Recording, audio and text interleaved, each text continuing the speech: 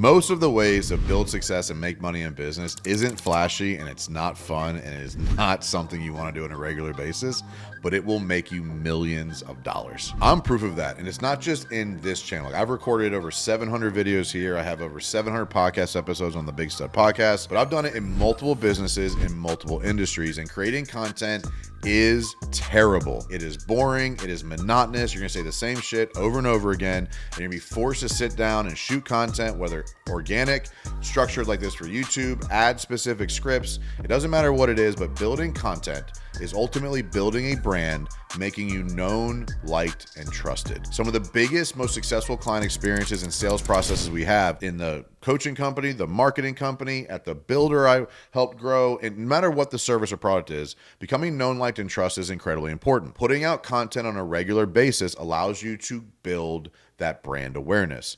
You know, my buddy Joe Hughes talks about being 5 mile famous. If you're a contractor, being 5 mile famous is incredibly important. The way to do that is through content creation. I'm more on a national level. I'm doing YouTube across the whole country, and I'm multinational. I'm a international YouTuber. My YouTube channels get viewed, I think, by dozens of different countries, but like, it puts it out there. I have a brand that is known, liked, and trusted because I've consistently put out content. But if you think it's flashy and you think it's fun, you're like, oh man, it'd be so, it's not. And what happens is people go into it with the wrong expectations. Like a lot of things in business, we go into, we saw somebody else doing it. They look like it was easy. They look like it was fun. I'm going to try that. It became not fun. It became not easy. So I stopped because I must have been doing something wrong. No, this sucks. I have 12 hours of content creation on my calendar this week. I had podcast recordings, I have YouTube video shoot, and I have ad video shoot. 12 hours of content creation just this week. But it produces millions and millions of dollars, not just in revenue, but in profits. And I talk a lot about, like, it's not just about the views. It's not about the clicks. I don't brag about my audience. I don't brag about the engagement. I just sit back and allow people to get to know me, and it brings in millions of dollars in profits. So here's what my content creation strategy looks like. And it's changed over the years based on timing, based on revenue, based on, you know, the initiatives we have. But for the last 7 years, I've been putting out content every single week. I don't think I've missed a single week of content distribution. There are 4 primary types of content I create. One is the podcast. I've been podcasting. I think I have 600 or 700 episodes. Been podcasting since 2018. And we release an episode a week for the majority of that time. That is a very low cost, easy to do, but very monotonous every single week. Like yesterday, I was looking at my calendar. Sam and I do a podcast called We Have Something to Say About That. It's a segment on the Big Stud Podcast. It releases every Thursday. I'm like, dude, do we really have to do this today? And his response was, yes. We sat down. We're both annoyed. We're both frustrated to do it. The camera comes on or the microphone turns on and we get into character, quote unquote. No, we just like talk about what we're dealing with. So podcast is part of it. All you need, I have a me, myself, and a Mike episode on my podcast right now. I literally just do a voice recording on my phone, but I do it every week. You're never going to want to, but you have to get it on your calendar. If I don't have it on my calendar, it doesn't happen. I'm not aspiring and looking forward to recording a podcast every week, but it exchanges value with an audience. That exchange in value makes people interested in what we do, and that converts into revenue and profits. The second is long format, intentional content creation through video for YouTube. What that looks like is coming seasons. So Ryan Weber has been my YouTube expert literally since 2019. We've gone in seasons. I've had him involved, we stop. I've had him involved, we stop. I have him involved in different seasons for different reasons. Sometimes I just can't afford the investment, but the investment helps. What Ryan does for me that I could do on my own, I could set up a camera and do it, but what Ryan brings me is an efficiency around what are we talking about this week, blended with a thumbnail and distribution strategy. YouTube is really important to give the product, give the platform what it wants. And what YouTube wants is simple, direct titles, very clean thumbnails, and videos that are intentional. So paying somebody to bring them in to say, hey, this is the video, this is the topic, this is what's hitting right now, we're going to distribute it this way, is super helpful. But you could do it yourself. YouTube is more of a plan ahead and distribute intentional educational content. Look, there is plenty of entertainment content. Like my kids watch stupid fucking channels of watching kids play video games or watching kids watch kids play video games. That's pure entertainment. That's not what I do, okay?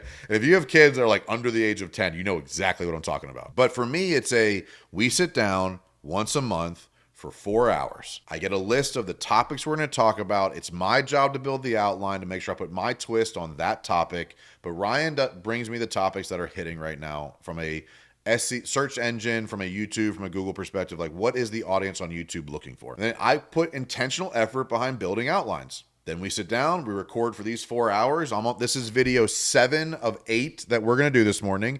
I sat down at this desk literally 2.5 hours ago, and we're on video 7. This sucks. Okay, it is terrible. It is annoying, but it works.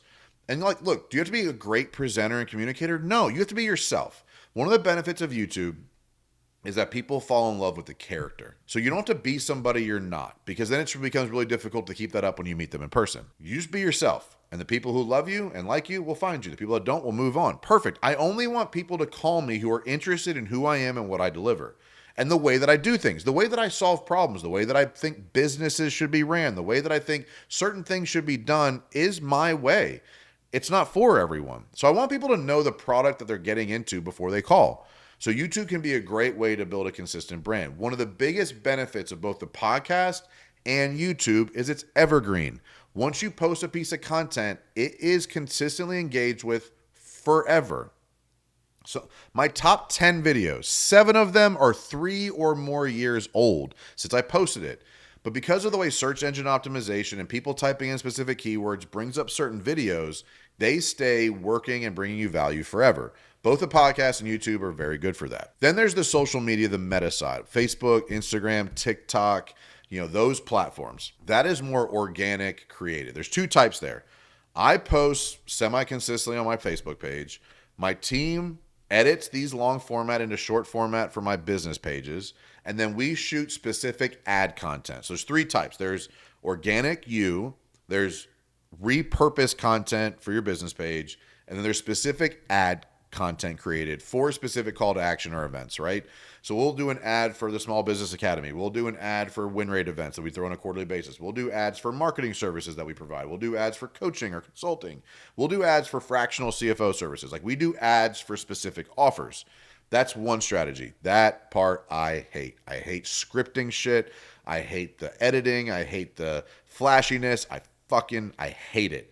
And my team knows I hate it. And I got to shoot tomorrow that I'm dreading, but it works. I'm not fake. I go into it saying this sucks and I hate it, but I do it. The organic stuff is more enjoyable for me. That's me telling the story about what Mike's up to and like what's going on in my life and sharing the things with my kids and golfing and working out. That's like getting people to know who I am as a whole person. The business page is highlighting the things that we do, and then the ad is highlighting specific call to actions. So those things take time every single day dedicated to it. And there's not a single person who's good at advertising or content creation that doesn't say it is a full-time job. I have Ryan as what I would call fractional videographer. He focuses primarily on YouTube. I have a full-time videographer, Matt, who focuses on content creation and collection on a regular basis. I have an editor.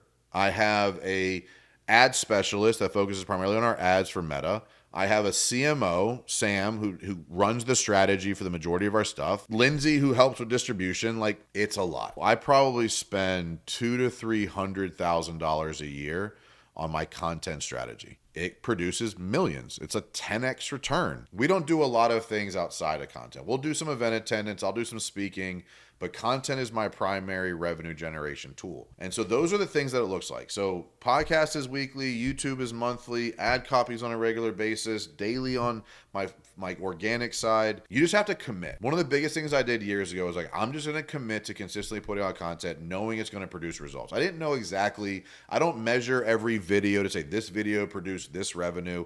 I just know that my content distribution strategy produces results that ends up with profits in my pocket. That's the goal. I am passionate about helping people. So I don't want to say I don't do this for you, but like I do this because I know it helps people. And there are hundreds of thousands of people I've helped that I will never make money off of. It's all free to them. The difference is it does convert people that know what they're buying ahead of time, which does create a stickier client, a better converting client, a higher paying client, a better champion of the brand because they knew what they were getting because they knew who we were before they signed up. If you're not creating content and like all you have is a website, your consumer cannot research you the way they want to. They want to get to know you. They want to learn you. They want to see who you are. They want to see how you communicate. They want to see what you believe in. They want to see how you operate as a husband, a father, a wife, a daughter, a mother. They want to see those things because they want to know that you can relate to them and they can relate to you. Content is by far and will for the foreseeable future be the best way to do that. But it does suck. It is annoying. At some point, you just stop looking forward to it and it becomes part of your duty. But the more you focus on bringing in help, if I was doing this all myself, it would have stopped a long time ago. If I was still doing podcasts by myself, it would have stopped a long time ago. If I was still trying to shoot and edit my own videos, it would have stopped a long time ago because that activity is a lower value than what I need to be doing as CEO or consultant or coach or whatever. So bringing in help allows it to continue. And I've used this statement for a long time. Once you get too busy to do the things that got you busy, you have to outsource or delegate those activities. That's what I did. Producing content used to be just by myself. I used to record by myself and it sucked. My first couple YouTube videos are disgustingly bad. It was like a selfie video like this, like that up the nose. Like you ever like turn the camera on when you're like sitting on the toilet and it like looks right up your face? It was like this. That's what it was terrible. It was terrible. But it was producing results and I got too busy to keep doing it myself. So delegating and outsourcing the activity around content gives it to people who appreciate. Ryan loves YouTube content creation distribution. He studies it. He's passionate about it. I'm sure goes through his seasons of not loving it, but he's passionate about it. Outsource to people who are better than you at the things that you want to keep doing, and that will help you elevate and can keep it continual with as little effort as possible from you. Because that's ultimately what I did. I have bought back the time of everything I did not love about doing it. Now I literally just sit down, I have my agenda, I have my script, I have my information, I know what I need to do. I just have to be the performer now. I used to have to be the performer, the producer, the planner, the distributor. I used to do all of it.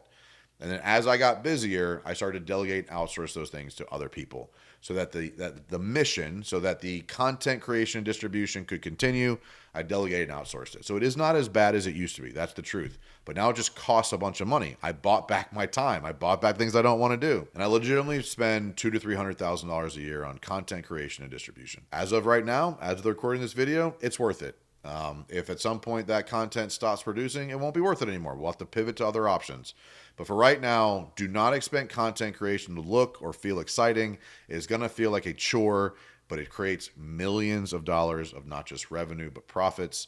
And it has allowed me to scale my brand and my team and bring success to a lot of people. My willingness to stick to content has allowed me to hire 25 total team members right now that I am supporting, simply from consistency over 7 years of distributing meaningful, educational, and entertaining content to you as the audience. There are good months and bad months. There are good shoots and bad shoots, but ultimately the consistency stayed the same, but it is absolutely a chore and it is absolutely monotonous and it is absolutely boring, but it works. And the truth is, most things in business that work are monotonous and boring.